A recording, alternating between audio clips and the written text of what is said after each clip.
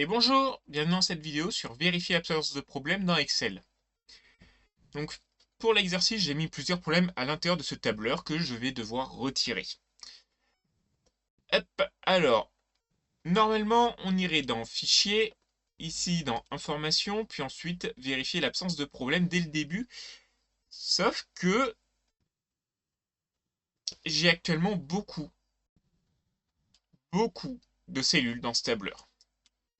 Donc pour retrouver ce qu'est ce problème-là, plutôt que de passer là-bas, parce que ça va nous faire ramer énormément l'ordinateur, on va passer par rechercher et sélectionner.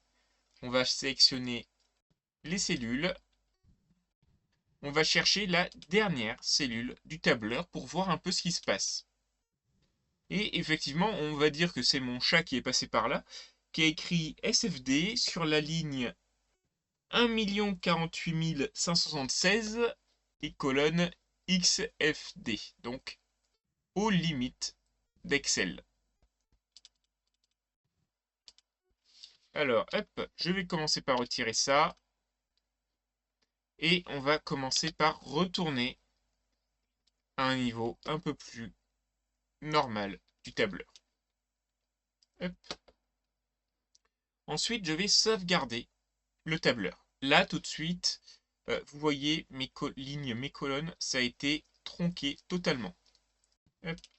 On fait bien la petite sauvegarde. Ensuite, fichier, du coup, information, et on va vérifier l'absence de problème. Donc là, on a trois options. La première qui va permettre d'inspecter le document, de vérifier l'accessibilité et la compatibilité. Donc on va commencer par inspecter notre document. Là, on a un petit peu tout ce qui nous est demandé, enfin tout ce qui va être regardé. Donc je vais laisser ce qui est coché par défaut, c'est-à-dire quasiment tout à l'exception de l'encre du coup. Du coup, c'est ce qui est fait écrit manuellement dessus. Donc hop, je fais inspecter. Et là, je vois que en fait, dans mon classeur, j'ai des commentaires qui se badent. Sauf que ils n'ont plus lieu d'être. Là, mon classeur, il est censé partir, voilà, il est censé être fini en fait. C'est juste les données qu'on voit qui sont censées être bonnes. Donc, hop, je les supprime.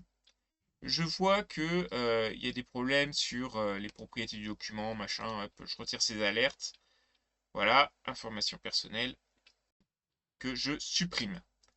Là, je vois que on a des modèles de données qui ne sont pas incorporés. Hop, je le supprime.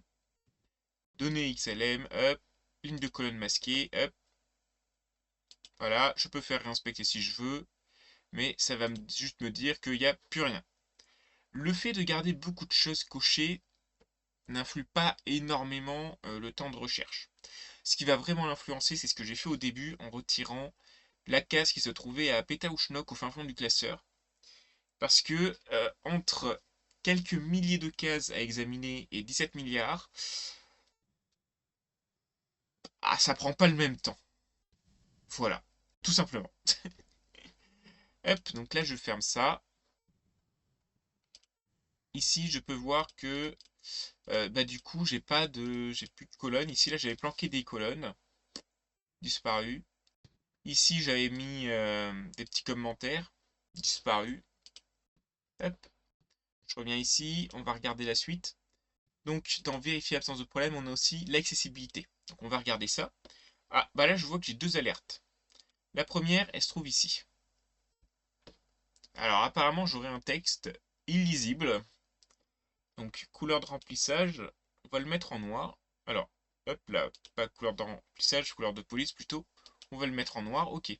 Donc là déjà ça devient lisible. Et c'est une donnée, on s'en moque un peu. Ensuite là, on a la seconde, H32. Alors pareil, on voit rien du tout, donc je remets en noir. Et là je vois que c'est en tout petite patte de mouche là. Hop, je supprime aussi. On s'en moque. Hop, petite sauvegarde. Je retourne ici, information, on va regarder le troisième du coup. Et là on va vérifier la compatibilité du classeur. Donc, les fonctions répertoriées ne seront pas disponibles si vous ouvrez le classeur dans une version antérieure de Microsoft Excel ou si vous l'enregistrez dans un format de fichier antérieur. Alors du coup, on va vérifier un petit peu quelle version. Hop, Là, bon, allez, on va tout garder de coché. Et on va regarder un petit peu tout ça par rapport à toutes les versions du coup. Hop. Alors, perte de fonctionnalité significative. Donc, on a dans salarié, on en a justement. Donc, c'est ici, là, c'est ces deux cases qui vont avoir une perte de fonctionnalité significative. Alors, bien sûr, j'ai perdu le reste. Sur Excel 97, Excel 2003, bon, je pense que ça va. Ici, on voit que les fonctionnalités sur plusieurs swaps ne seront pas prises en compte. Bon, voilà. À partir d'Excel 2010, mon classeur, il va avoir des problèmes. Voilà, c'est écrit ici, il va commencer à avoir des soucis. On est en 2026. Bon, moi j'estime que c'est ok, voilà. Mais si jamais c'était pas ok pour moi, si jamais je l'envoyais à une entreprise qui risquait d'avoir un Excel